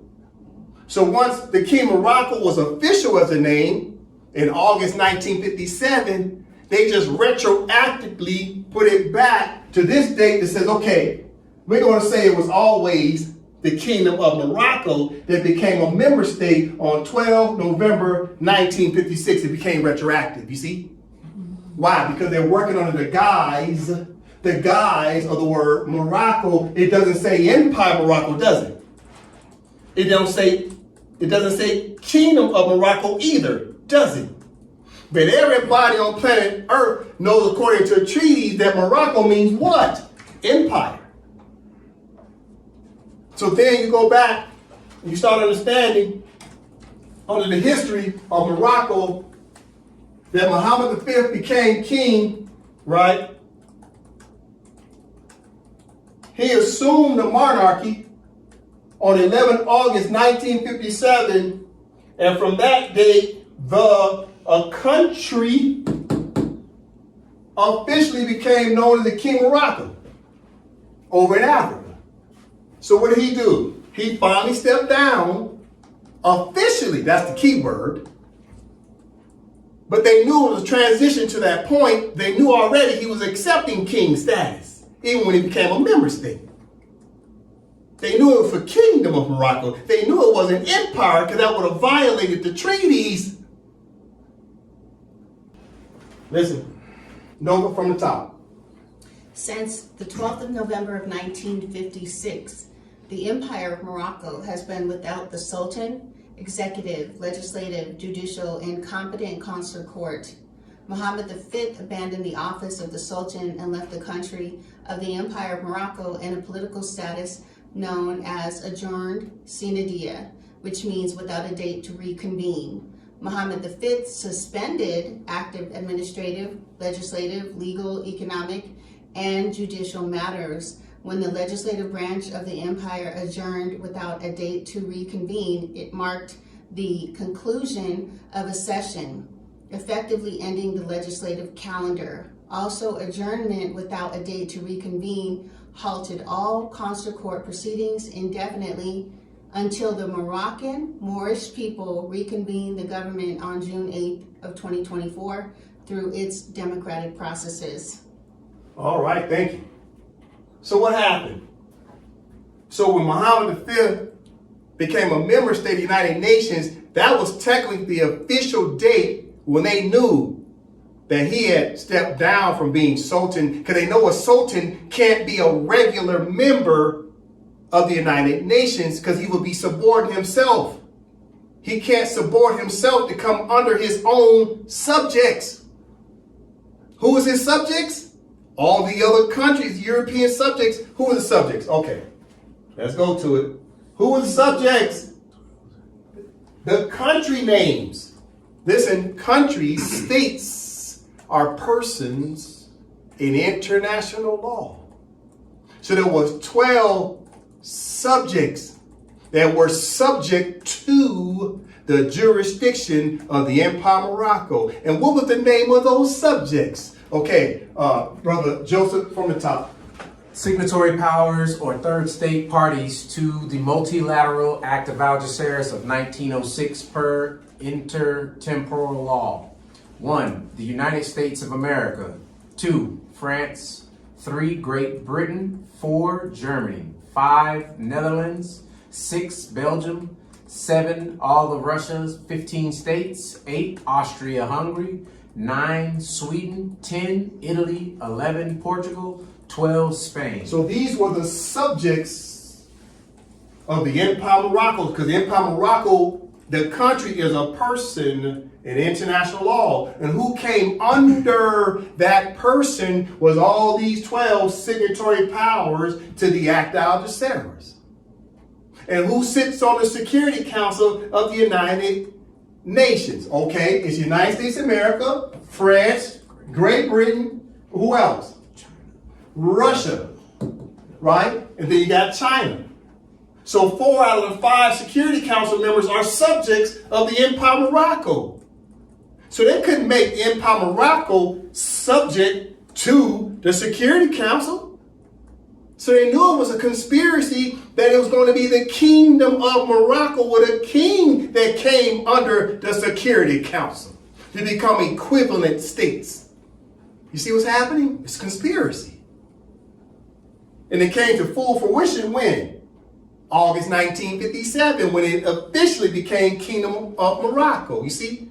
So retroactively, it went back to the date of November 12, 1956 to say officially on the record it was really who became a member state? Kingdom of Morocco. You see? So what Moors have to understand is this. There's a huge distinction between the empire and the kingdom. The Empire of Morocco's national country flag is the red flag with the 5 green pointed star and 2 stripes. It's 7 points of interest. Let me show you 7 points of interest.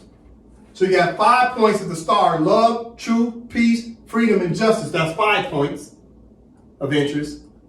Where's number 6 and 7? The top green stripe represents what? International law and treaties, but keep in mind, treaties come under the umbrella protection of what? International law. So this one green stripe just recognizes international law and treaties. The last, number 7, so you have 5, 1, 2, 3, 4, 5, 6, 7. What's 7 represent? Moroccan law, which are the what? Statutes or legislation that the House members write on behalf of the Empire of Morocco. The legislative branch writes laws for the empire. So you got 7 points of interest, whereas the Kingdom of Morocco as a country has 5 points of interest. So we leveled up. We went from 5 to 7. We have our own country, Empire of Morocco, versus the Kingdom of Morocco. You guys see what's happening here. 2 separate countries, 2 separate flags. So when Moors keep flying the Kingdom of Morocco's flag, what you're saying is you're a citizen of the Kingdom of Morocco? And the answer is what? No. Because if you were a citizen of the Kingdom of Morocco, you know what your nationality would be? Moroccan. But you keep flying this flag talking about you're Moorish Americans, and that's not a damn American flag. The foolishness. Then you turn around and say you ain't Moroccan. Then why are you waving a Moroccan flag? Go look at the Kingdom of Morocco's Constitution, Article 4, and it clearly says their flag is what? Red with a 5 green pointed star in the center. It's a Moroccan flag of the Kingdom of Morocco. And the Moorish Americans, there's no such thing as a nationality of Moorish American, because you said your nationality came from a temple and not a country. And the worst part is a lot of Moors got their so-called nationality card from RV Bay Publications, which is a third-party e-commerce website. Patently frivolous and arbitrary and capricious. And RV Bay Publications will turn around and tell you, we have no liabilities when you get this card. Well, wait, you acting like you're a government? Oh, but no, we're not a government. We just sell packages. And Moors turn around and turn them cards in, and the packages they got from RV Bay Publications, and they take it down to a court and say, I got rights. The foolishness. So I tell the Moors this. You have to know the distinction between the empire and the kingdom. They've been separated, but listen. Isn't separation illegal? Yeah. According to international law? You see? So when the Empire of Morocco and his Majesty Sultan and the Moorish government brings our legal disputes in the name of the Empire of Morocco and our own flag, we'll say whatever agreement was signed in 1956 is now what? Null and void, because it's going to be what? Scrutinized. France had no right to separate the Empire of Morocco from who? The Moors. France could separate a portion of the Empire of Morocco in their minds and give it to who?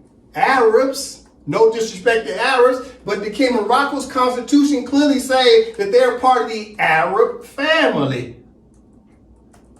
But the Arabs are not saying they're Moors. And the Sultan said, who was running the government? Who did the Sultan say was running the government? Okay, let's take a look at it. The Act d'Alsace of 1906 of April 7, right? Who did the Europeans recognize as running the government of the Empire of Morocco? Okay, Article 1 and 2 tell you the whole story. Nova started with Chapter 1. Chapter 1, Declaration relative to the organization of the police. Article 1. The conference summoned by His Majesty the Sultan to pronounce on the measures necessary to organize the police declares that the following provisions should be made. Paul, so who's running the show for the police? His Majesty the Sultan. Did it say His Majesty the King? No. It's His Majesty the Sultan of what? The Empire. And guess who's supposed to be running the government? Okay, Article 2. Article 2. The police shall be under the sovereign authority of His Majesty the Sultan. It shall be recruited by the Moxen from Moorish Mohammedans, commanded by Moorish Cades, and distributed in the 8 ports open to commerce. You see? So the Sultan's summoning all the Europeans. Why? Because he's what? The superior power, and everybody else is under that single authority of the Empire of Morocco and the Sultan, and that's why the Sultan could summon the European powers. Then the Sultan turned around and told the European powers who's in charge other than the Sultan? The Moorish government. Did it say Arab? Did it say Arab? No. Right here. It says Moorish Cades. Did it say Arab Cades? No.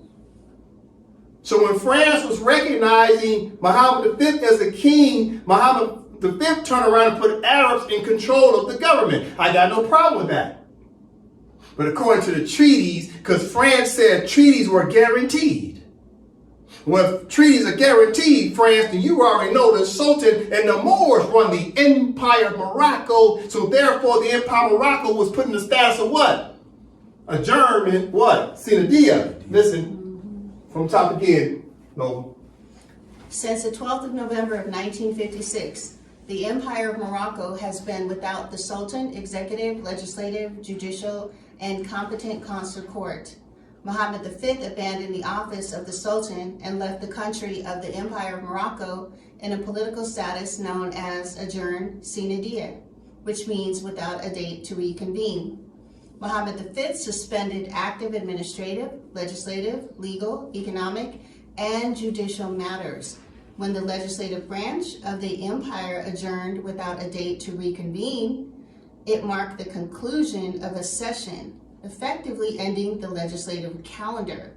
Also, adjournment without a date to reconvene halted all consular court proceedings indefinitely until the Moroccan-Moorish people reconvened the government on June 8th of 2024 through its democratic processes. You see what happened? So from 1956 until June 2024, the Empire of Morocco was void of a Sultan and a Moorish government. Let's go back to Act d'Alsace again. Void of who? Void of who? Void of the Sultan, His Majesty the Sultan, and void of the Moorish government. And what's the nationality of Moorish people? Okay, slide that over. Okay, Moorish is what? Moroccan. You see that? And people say, oh, Moorish don't mean Moroccan. Well, there it is in the treaty. But wait a minute. Let's go down to Article 96. Article 96. Article 96. All right, Moors can look this up themselves. Act d'Alsace 1906 has Moorish and Moroccan. You see that? 96. Now watch.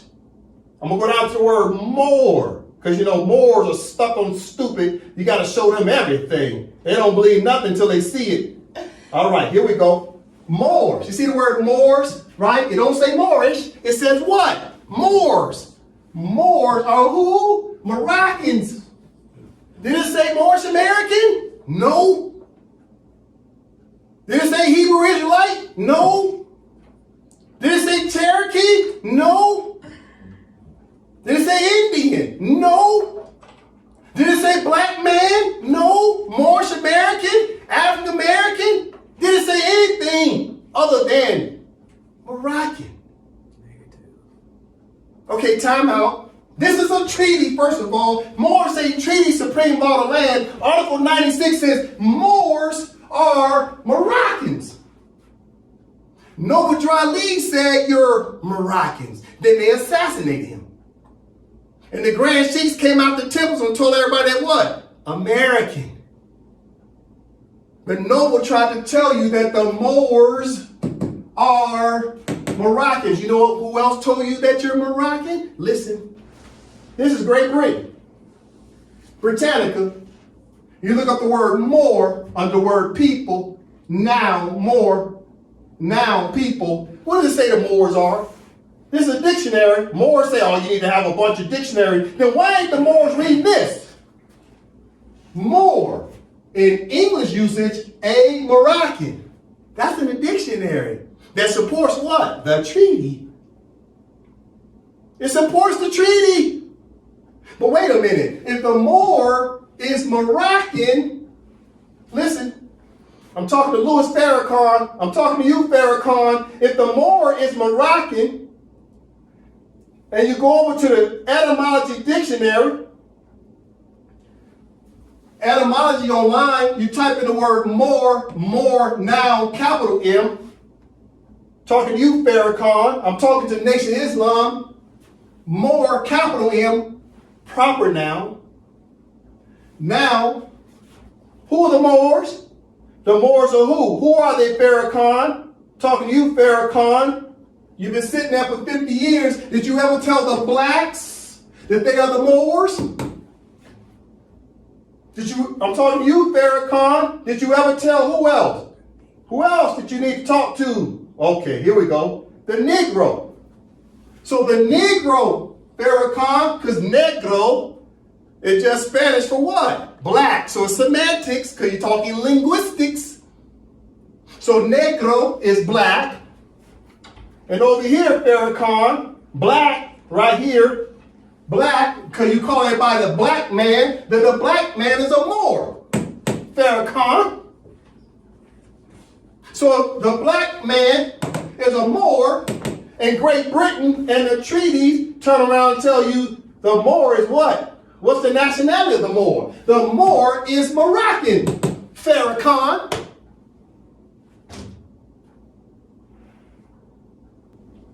Listen, this right here up on the board is what? Treaty Affairs of 1912, Farrakhan.